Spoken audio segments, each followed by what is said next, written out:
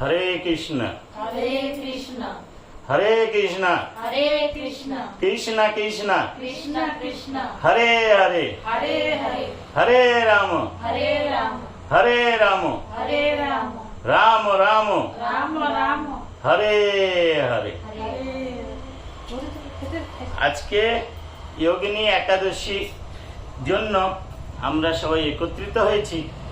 তো ভক্তগণকে সপ্তপ্রথমে ধন্যবাদ জানাই যে গতবারে আমার একাদশীর প্রবচনে আপনাদের বরগাঁয় কিছু না হলে 30 জন, আমি তো আসতে পারিনি একাদশীর দিন, কিন্তু রাত্রে আমার কথাতে ওইখানে সবাই মিলে কীর্তন করে রাত্রে 30 জন প্রায় একাদশী ব্রত পালন করেছেন। এর আগে আমি শুনেছিলাম যে 5 জন আপনার একাদশী ব্রত পালন করতেন, নির্জলা একাদশী। তো এখন আপনাদের সবাইকে ধন্যবাদ জানাই। আপনাদের নামে আরেকবার হরে কৃষ্ণ হরে কৃষ্ণ কৃষ্ণ কৃষ্ণ কৃষ্ণ কৃষ্ণ হরে হরে হরে হরে হরে রাম হরে রাম হরে রাম হরে রাম রাম রাম রাম রাম হরে হরে। হরে। আমি চাই যোগিনী একাদশী খুবই সরল, সবাই মিলে একসাথে ভাই বোন মা বাবা সবাইকে নিয়ে একাদশী পালন করুন। তো আমি যোগিনী একাদশী শুরু করতেছি। সব থেকে প্রথমে ধর্মরাজ যুধিষ্ঠির মাধবকে বলেন, মাধব, কৃষ্ণ আষাঢ় মাসে কৃষ্ণপক্ষের একাদশীকে কি বলা হয়? তো মাধব বললেন, আষাঢ় মাসের কৃষ্ণপক্ষের একাদশীকে বলা হয় যোগিনী একাদশী। এর কিন্তু অনেক মহত্ব, এই যোগিনী একাদশীর কিন্তু অনেক মহত্ব। করাও সেরকম সরল, নির্জলের মতন অত কঠিন না, সরল। কিন্তু এই একাদশীতে সূর্য উদয়ের পরে কেউ অশ্বস্থ গাছে তেল তিল আর জল দিয়ে পরিক্রমা করলে সব পাপ থেকে মুক্ত হবে, শ্রাপের থেকে মুক্ত হবে, রোগ থেকে মুক্ত হবে, কুষ্ঠ রোগ থেকে মুক্ত হবে, আর সব থেকে ভালো সুন্দর রূপ পাওয়া যাবে। সব থেকে ভালো জিনিসটা কি আপনাদের জন্য? সুন্দর রূপও পাওয়া যাবে। তো অসুস্থ গাছের পরিক্রমা অবশ্যই করবেন। আর বিজ্ঞানও বলে যে অসুস্থ গাছ সব গাছের থেকে বেশি অক্সিজেন ছাড়ে, সেই জন্য রোজ দিন একবার অসুস্থ গাছে জল দেবেন, তার পরিক্রমা করবেন, সুন্দর পরিষ্কার অক্সিজেন প্রাপ্ত করবেন। আর যারা ব্রত না রাখতে পারেন না, তাদের জন্য একটা সরল উপায়, আমার প্রবচনে সবসময় সরল উপায়টা অবশ্য পাবেন, আর সেইটাই টেনে নেবেন। যদি না করতে পারেন, ব্রত কথা শুনবেন আর বিষ্ণু ঠাকুরের পূজা করবেন, অনেকটা পাপ নষ্ট হয়ে যাবে আপনাদের। কিন্তু এ না যে আমি বলে দিয়েছি তো ওইটাই করবেন, একাদশী করবেন না। তো মেনে চলেন 10% আপনাদের পূর্ণ হবে, 90% হবে না। একাদশী অবশ্যই করতে হবে। আর যোগিনী একাদশী পালন করলে, যদি আপনারা যোগিনী একাদশী পালন করেন, তো 88,000 ব্রাহ্মণকে খাওয়ানোর মতন পুণ্য পাওয়া যাবে। আপনারা একটা ব্রাহ্মণকে খাওয়ানোর জন্য হিমশিম করতে থাকেন, কিন্তু এই একটা একাদশী করলে 88,000 ব্রাহ্মণকে খাওয়ানোর পুণ্য পাওয়া যাবে। এর চেয়ে ভালো আর কিছু হতে পারে? আপনারা বলুন। মৃত্যুর পরে বিষ্ণুর চরণে স্থান পাবেন। এরপরে পূজার বিধি বলতেছি। পূজার বিধিতে গত প্রবচনে আমার সব বলা আছে, আমি বারবার ওই একটা কথা বলবো না। ছোট একটা কথা বলে দিচ্ছি, ঘরে সেদিনকে ঝাড়ু লাগাবেন না, তাতে ছোট মোটো পোকা মাকড় মারা যেতে পারে। তো কি করবেন?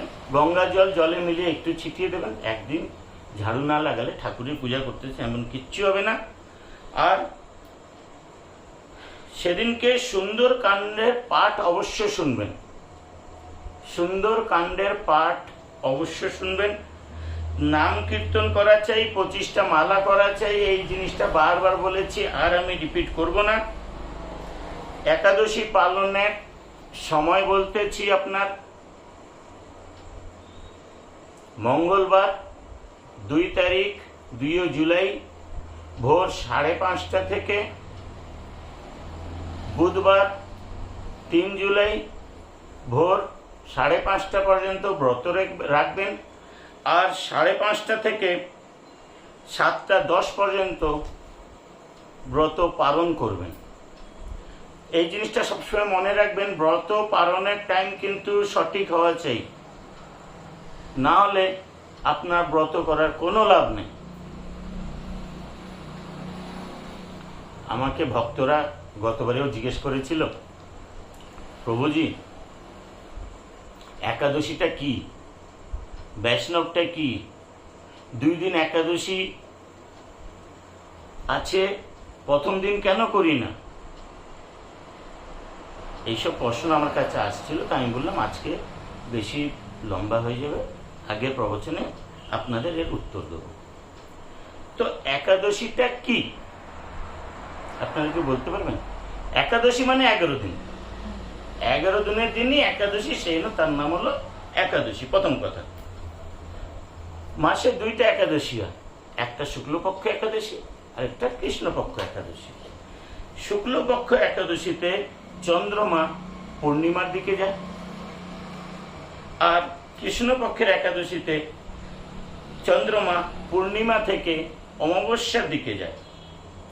15 দিনের গণনাতে যেদিন 11 দিন পড়বে সেইটাই হবে একাদশী।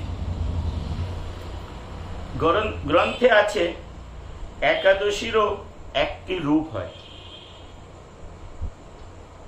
একাদশীরও একটা রূপ হয়, সে একটা দেবী, একটা মহিলা, তারও একটা রূপ আছে। তো গ্রন্থের একটা গল্প বলতেছি, একাদশীর আবির্ভাব কেমন হলো শোনাতে পারি তো? যদি সময় থাকে তাহলে শুনেন। তো শুনেন আপনারা, সত্যযুগে মোর নামের একটা রাক্ষস ছিল। সে রাক্ষস এত শক্তিশালী হয়ে গেছিল, যত দেবী দেবতা আছে সবাইকে মেরে টেরে সব পালিয়ে গেছে, আর সে রাজত্ব করবে। স্বর্গলোকে রাজত্ব কার হবে? মোর নামে রাক্ষসের। তখন সব ভগবানরা গিয়ে বিষ্ণুর কাছে আবির্ভাব হলো। বিষ্ণু ঠাকুর বললেন, কি ব্যাপার বলো? তখন বললেন যে এরকম মোর নামে রাক্ষস আমাদেরকে সবাইকে মেরে তাড়িয়ে দিয়েছে, রাজত্ব ছিন্ন ভিন্ন করে দিয়েছে, কিছু উপায় করো। বিষ্ণু ভগবান বললেন, ঠিক আছে, দেখতেছি।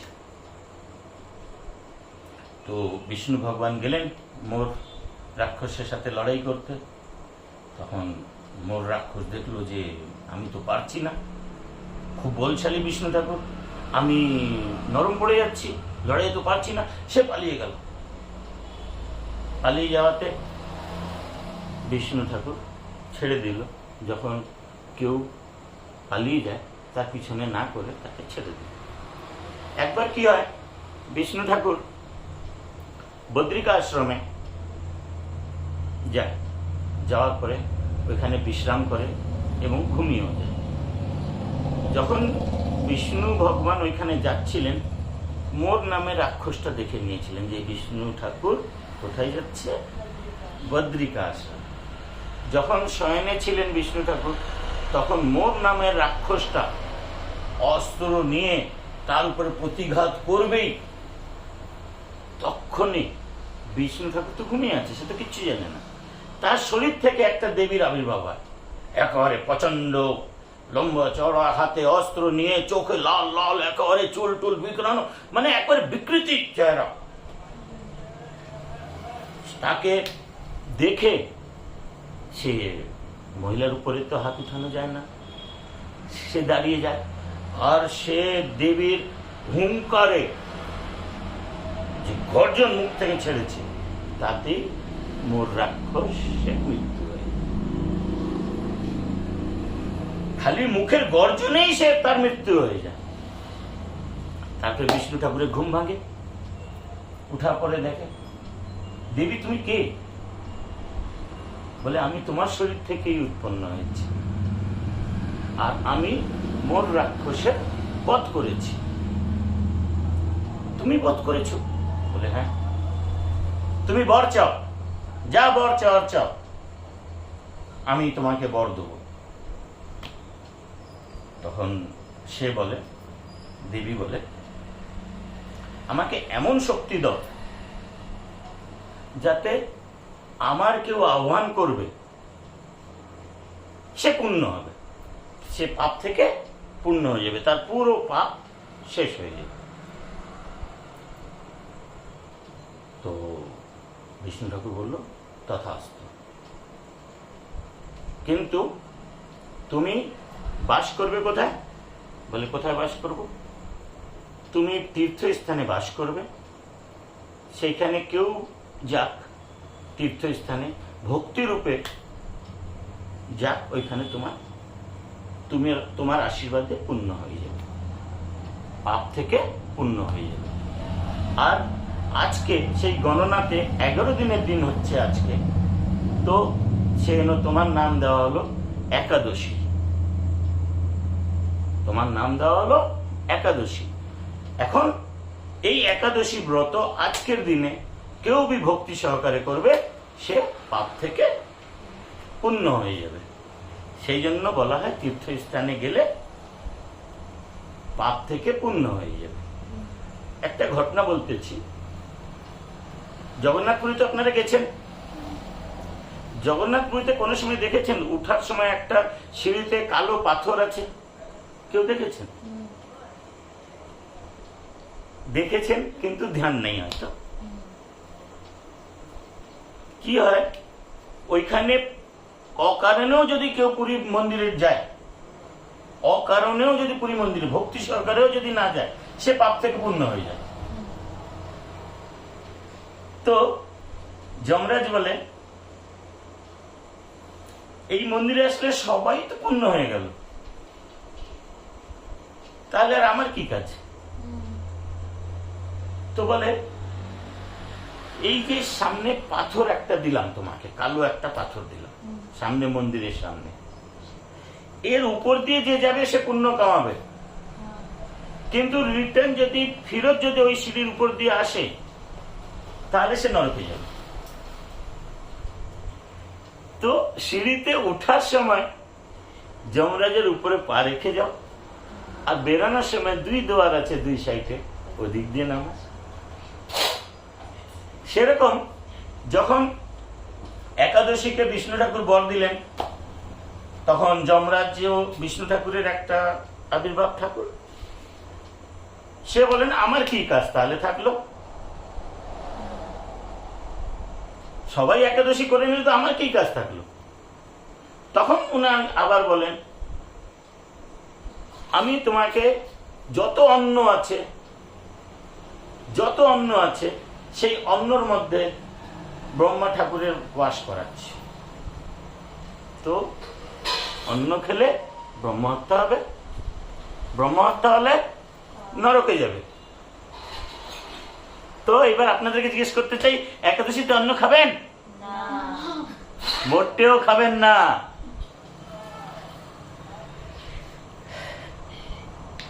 পদ্মপুরাণে বলেছেন একাদশীর দিন সব পাপ অন্নর ভিতরে প্রবেশ করে। পদ্মপুরাণে বলেছেন একাদশীর দিন অন্ন খেলে তার পাপটা শুনেন, তার পাপ, মাতা পিতাকে হত্যা করার পাপ, ভাই বোনকে হত্যা করার পাপ, গো হত্যার পাপ, ব্রাহ্মণ হত্যার পাপ, গুরুর নিন্দা করার পাপ, চুরি করার পাপ। কিন্তু আপনারা ভক্তরা একটাও হয়তো কোনোদিন পাপ করেননি, আমি জানি আপনারা একটাও পাপ করেননি, কিন্তু সেদিনকে অন্ন খেয়েছেন তো আপনার পাপ নির্ধারিত, আপনি নরকে যাবেন। আপনি যদি অন্ন খেয়েছেন, জেনে শুনে পাপ করেননি, অজেনাতে পাপ করেছেন, তো এখনো সময় আছে, একাদশী ব্রত শুরু করেন। আপনাদেরকে অনুরোধ, যে একাদশী ব্রত শুরু করেন। আর একাদশী পালন করব, ভক্তরা আমাকে জিজ্ঞেস করে একাদশী পালন করব 2 দিন আছে, প্রথম দিন করব না কেন, দ্বিতীয় দিন কেন করব, এরকম অনেক রকম প্রশ্ন আমাকে জিজ্ঞেস করে। তার উত্তর আমি দিচ্ছি। একাদশী 2 প্রকারের হয়। প্রথম হয় সম্পূর্ণ একাদশী, দ্বিতীয় হয় বিদ্যা একাদশী। প্রথম হলো সম্পূর্ণ একাদশী, দ্বিতীয় হলো বিদ্যা একাদশী। সম্পূর্ণ একাদশীতে দশমী আর দ্বাদশী জড়িত হয় না। বুঝতে পেরেছেন আমার কথা? সেই জন্য সেই একাদশী করা চাই না। বিদ্যা একাদশী 3 প্রকার হয়। বিদ্যা একাদশী, পর বিদ্যা একাদশী, ত্রিস্পর্শী একাদশী। পর বিদ্যা একাদশী, একাদশীর মিশ্রণ দশমের সাথে থাকে, সেই জন্য এই একাদশীকে মানা চাই না। তার কারণ হলো পদ্মপুরাণে বলেন দ্যক্তনম পুষ্টিবর্ধনম, দ্যক্তনম পুষ্টিবর্ধনম। অসুর গুণ শরীরে প্রবেশ করে। কোন একাদশীতে? দশমী জুড়িত একাদশী থাকলে, মানে 10 দিন আর 11 দিনের একাদশীটা যদি পালন করেন, দ্যক্তেম পুষ্টিবর্ধনম, অসুরের গুণ প্রবেশ করে। আপনি মনে মনে ভাববেন আমি তো এত ঠাকুর পূজা করি, আমি এত একাদশী করি, আমার উন্নতি কেন হচ্ছে না, আমি খারাপ রাস্তার দিকে কেন যাচ্ছি, আমি ভক্তির দিকে অগ্রসর কেন হচ্ছি না? কারণ নেই। কেননা আপনি দশমী আর একাদশী, মানে 10 আর 11 জুড়িত একাদশী করতেছেন, সেই জন্য কোনো সময় আপনার প্রোগ্রেস হচ্ছে না। দ্বিতীয় পর বিদ্যা একাদশী। একাদশীর সাথে দ্বাদশী মিশ্রিত হয়, এই কারণে একে বৈষ্ণব একাদশী বলা হয়। এই একাদশী করা চাই, পূর্ণ কর্ম হয়, উন্নতি হয়, ভক্তি মার্গে যায়। এইটাই আমরা মানি, আমাদের ইস্কন থেকেও বলা হয়। এবং প্রতিটা মন্দিরে, খালি ইস্কন না, প্রতিটা মন্দিরে এই একাদশীটা করা হয়, পর বিদ্যা একাদশী। তৃতীয় হলো ত্রিস্পর্শী একাদশী। ত্রিস্পর্শী একাদশী, এই একাদশীতে দ্বাদশী আর ত্রয়োদশী মিশ্রিত থাকে। কি হলো? 3টা একাদশী, মানে 11, 12, 13, 3 দিন মিশ্রিত থাকে। এই একাদশী বছরে 1বার 2বারই আসে, বারবার আসে না। আর এই একাদশী করলে 1000টা একাদশীর পুণ্য পাওয়া যায়। যদি 11, 12, 13, 3 দিনের একাদশী যদি কোনো সময় আসে, কোনো দিন ছাড়বেন না, সেই একাদশীটা অবশ্যই করবেন। নির্জলা একাদশীর মতন পুণ্য পাওয়া যাবে।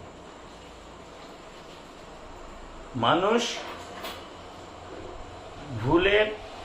ভুলে কাজ না করেও নরকে যায়, কারণ কি?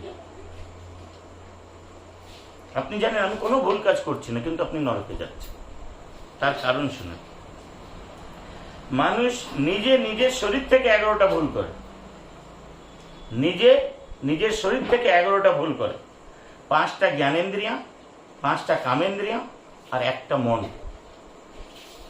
5টা জ্ঞানেন্দ্রিয় হলো চোখ, কান, নাক, জিভ,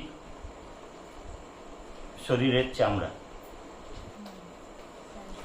যেরকম একটা উদাহরণ দিচ্ছি, চোখ।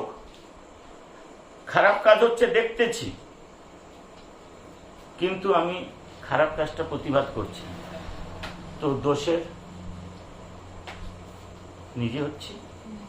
সেরকম নাক, খারাপ জিনিস শুনতেছি, কিন্তু ওইটাকে ফেলাবো না বা ওইটার দিকে প্রতিঘাত করব না, সেও একটা দোষ, পাপের আপনি। কান, শুনতেছি কিন্তু এড়ে চলে যাচ্ছি। জিভ, লোভ জিভ, খেয়ে নিচ্ছি, যা হবে পরে দেখা যাবে। শরীরের চামড়া, গা ঘষে চলে যাবো জেনে শুনে, ভুল তো হচ্ছে। সেরকম কামেন্দ্রিয়া, হাত পা উপেন্দ্রিয়া, হাত পা আর উপেন্দ্রিয়া। মন সব থেকে বড়, মন খুব বিচলিত হয়, মনকে স্থির করা খুবই কঠিন। মনকে সবসময় আপনারা মনে করবেন, স্থির করে রাখবেন, তাহলে আপনি ভক্তি মার্গে যেতে পারবেন। মন যদি চঞ্চলিত হয় কোনো সময় আপনি আগে বাড়তে পারবেন না। তো জেনে শুনেও আমাদের শরীর 11টা ভুল করে। তো শরীর 11টা জায়গা থেকে ভুল হয়, তাই একাদশী মানে 11টা ভুলের নিবারণের জন্য একাদশী ব্রত রাখা হয়। 11টা ভুলের জন্য একাদশী ব্রত রাখা। একাদশী মানে 11, শরীরের 11টা অঙ্গ থেকে ভুল হয়, সেই জন্য একাদশী ব্রত রাখা হয়, যাতে পাপ থেকে পুণ্যর দিকে অগ্রসিত হও তোমরা। একাদশী 8 বছরের বাচ্চা থেকে 85 বছরের বুড়া পর্যন্ত একাদশী করতে পারে, কোনো নিয়ম নাই। আমি এই মতে, আমি ওই মতে কোনো সময় মানা চাই না। যে পারো সে করো, এ না আমি এই ঠাকুরের ওই ঠাকুরের ওইসব কিচ্ছু ভাবা দরকার নেই। একাদশী মানে বিজ্ঞানও বলেছে, সবকিছু বলেছে, বারবার বলেছি, একাদশী কোনো সময় ছাড়া চাই না।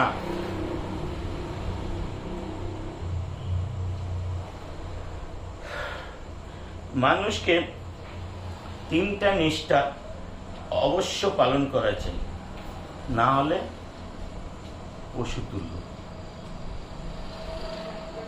3টা নিষ্ঠা অবশ্য পালন করা চাই, না হলে পশু তুল্য। নাম নিষ্ঠা, নাম নিষ্ঠাতে কি কি আসবে বলেন? মালা জপ করা, নাম কীর্তন করা, ঠাকুরের প্রচার করা, এবং আশেপাশে যে কেউ হোক ঠাকুরের গল্প শোনানো। এ হলো নাম নিষ্ঠা। দ্বিতীয় হলো তুলসী নিষ্ঠা, আর মাথায় তিলক, গলায় তুলসী মালা সবসময় থাকা চাই, যে আপনার ঠাকুর আপনার কাছে আছে সবসময়। কোনো সময় বি দুর্ঘটনা হোক, কোনো বি সুবিধায় ঠাকুর আপনার সাহায্যে আছে। তুলসী মালা অবশ্যই গ্রহণ করবেন। দীক্ষা নেই, আরে কে কি বলছে ও ছেড়ে দেন, আমি দীক্ষা নিনি, আমি এইটা ছেড়ে দেন ওইসব। তুলসী মালা পড়বেন, মাথায় তিলক লাগাবেন। দ্বিতীয়, তিলক হলো ঠাকুরের একটা কবচ। একটুখানি আপনাদেরকে বলে দিচ্ছি, যেরকম ট্রাফিক পুলিশকে দেখে আমরা ভয় পাই, গাড়ি সোজা যেতে গিয়ে ধীরে করে দিই, 3 জন বসলে একজনকে নামিয়ে দিই বা অন্য রাস্তা দিয়ে চলে যাই, তো তার গায়ে ড্রেস আছে, সেই জন্য কি হয় আমরা ভয় পাই। যেরকম স্কুলের একটা বাচ্চা আইডেন্টি কার্ড লাগিয়ে ড্রেস কোডে যখন যেতে থাকে, স্পেশালি আমরা তাকে সময় দিই যে না দেরি হয়ে যাবে, এই যাক আগে, তো আইডেন্টিফাইড। সেরকম মাথায় তিলক থাকবে, লোকে দেখে বুঝে নেবে এ ঠাকুরের ভক্ত, এ বৈষ্ণব, এর সাথে আমার লাগা চাই না, এর সাথে কথা কাটাকাটি করা চাই না, এ ঠাকুরের সাথে জড়িত। একটা ঠাকুরের কবচ আপনার উপরে আছে। মাথার তিলক নাই, শ্মশানের স্থান। মাথায় তিলক নাই, এই জায়গাটা হলো শ্মশানের জায়গা। এর ব্যাপারে পরে আরো ভালোভাবে বলবো। দ্বিতীয় নিষ্ঠা হলো, তৃতীয় নিষ্ঠা হলো একাদশী নিষ্ঠা। তৃতীয় নিষ্ঠা হলো একাদশী নিষ্ঠা। এই নিষ্ঠা পালন করলে পূর্ণ বৈষ্ণব মতে যেতে পারবেন। এই 3টে নিষ্ঠা যদি পালন করেন তো বৈষ্ণব মতে যেতে পারবেন। তো আমি বলবো, জানিয়া শুনিয়া বিষ পান করিলা। আমরা সব জানি কিন্তু করব না। তো জেনে শুনে আমরা কি করতেছি? বিষ পান করতেছি। তো বারবার বলতেছি, একাদশী অবশ্য পালন করুন। আমাকে জিজ্ঞেস করে বৈষ্ণব কি, বৈষ্ণবটা কি? বৈষ্ণবটা হলো বিষ্ণু পূজা, কৃষ্ণ পূজা, একাদশী পালন করাই বৈষ্ণব। যারা এই তিনটে জিনিস করে, বিষ্ণু পূজা করে, কৃষ্ণ পূজা করে, একাদশী পালন করে, তারাই হলো বৈষ্ণব। যেরকম স্ত্রী তার স্বামীর জন্য করবাচৌথ ব্রত পালন করে, সেরকমই আপনি একাদশী পালন করবেন আপনার নিজের জন্য এবং পরিবারের জন্য। সব থেকে লাস্টে একটা ভালো কথা বলতেছি, আপনারা শুনে একটু ঘাবড়েও যাবেন, খুশিও হবে। একাদশী যতবার করবেন ততদিন আয়ু বাড়বে। একাদশী যতবার করবেন ততবার আপনার আয়ু বাড়বে। কিরকম সম্ভব? এইবার শুনেন, ভয় পেয়ে যাবেন। যেদিনকে আপনার অন্নপ্রাশন হলো সেদিন থেকে আয়ু কম হওয়া শুরু হয়ে গেল। যেদিনকে আপনার অন্নপ্রাশন হলো সেদিন থেকে আপনার আয়ু কম হওয়া শুরু হয়ে গেল। বলে দানে দানে পে লিখা হ্যায় খানে ওয়ালে কা নাম। সব খাবারে লেখা আছে এইটা আপনার, এইটা আপনার, এইটা আপনার। উপরে চিত্রগুপ্ত আছে, আপনারা সবাই জানেন যে সবার লেখাজোখা লেখা আছে যে এই মানুষ এই কর্ম করতেছে, এই ফল দেওয়া হবে। সেরকম চিত্রগুপ্ত ওইখানে যখন মানুষ জন্মায় আর অন্নপ্রাশনের দিন তার ভাগে কতটা খাওয়ার,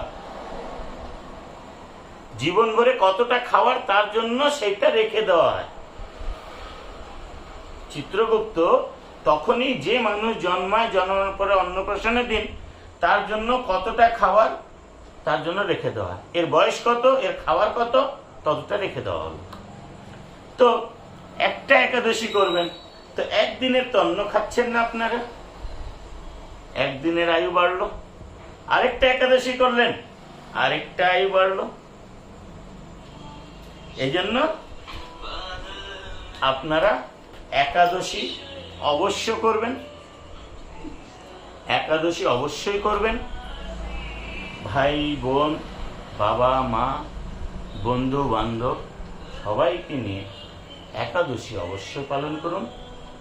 আর কাউর কিছু জিজ্ঞেস করার থাকলে বলেন, নাহলে এইখানেই আমি আমার প্রবচন সমাপ্ত করতেছি। যোগিনী একাদশীর জয়। একবার সবাই হাত উঠিয়ে বলো, হরে কৃষ্ণ हरे कृष्ण কৃষ্ণ কৃষ্ণ कृष्ण कृष्ण হরে হরে हरे हरे হরে রাম हरे राम হরে রাম हरे राम রাম রাম राम राम গৌর নিতাইয়ের জয়, প্রভুপাদের জয়। হরে কৃষ্ণ हरे कृष्ण